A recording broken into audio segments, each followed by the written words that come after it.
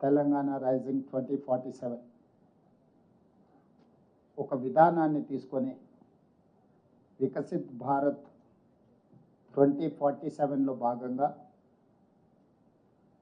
100 సంవత్సరాలు స్వతంత్ర ఉత్సవాలను జరుపుకునే సందర్భానికి దేశ ఆర్థిక వ్యవస్థ $30 ట్రిలియన్ ఎకానమీగా మార్చాలని ఏ లక్ష్యంతోనైతే పనిచేస్తుందో రాష్ట్రాల కలయికనే కేంద్ర ప్రభుత్వము భారతదేశ సార్వభౌమాధికారానికి ప్రజాస్వామ్యం ఇచ్చిన స్ఫూర్తి. దీంట్లో భాగంగా విదేశీ పర్యటనల ద్వారా ముఖ్యంగా తెలంగాణ రైజింగ్ సంబంధించి తెలంగాణ రాష్ట్రాన్ని అభివృద్ధి పదం వైపు నడపాలన్న ఆలోచనతోటి విద్య, క్రీడలు, విదేశీ పెట్టుబడులను ఆకర్షించడం ద్వారా తెలంగాణ రాష్ట్ర ఆర్థిక పురోభివృద్ధిని ముందుకు తీసుకెళ్లాలన్న లక్ష్యంతో తెలంగాణ రాష్ట్ర ప్రభుత్వం ఒక ప్రణాళికబద్ధంగా కార్యాచరణను తీసుకొని ముందుకు వెళ్తున్నారు. ఈ కార్యాచరణలో భాగంగానే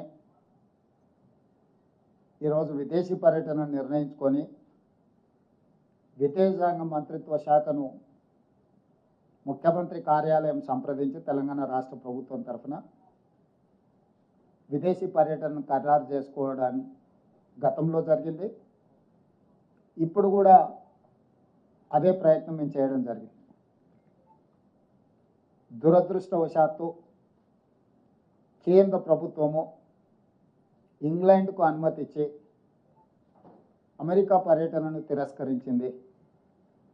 కేంద్ర ప్రభుత్వ వైఖరిని కాంగ్రెస్ పార్టీ అధ్యక్షుడు, జాతీయ అధ్యక్షుడు మల్లికార్జున్ ఖర్గే గారు, పార్టీ శ్రేణులు ఈ దేశంలో విద్యా విధానాన్ని, క్రీడల విధానాన్ని, పెట్టుబడుల విధానాన్ని ప్రోత్సహించడం ద్వారా యువతకు అత్యంత మేలు జరుగుతుందని భావించిన వాళ్ళు కోట్లాది మంది కేంద్ర ప్రభుత్వం యొక్క వైఖరిని తప్పుపట్టడం జరిగింది.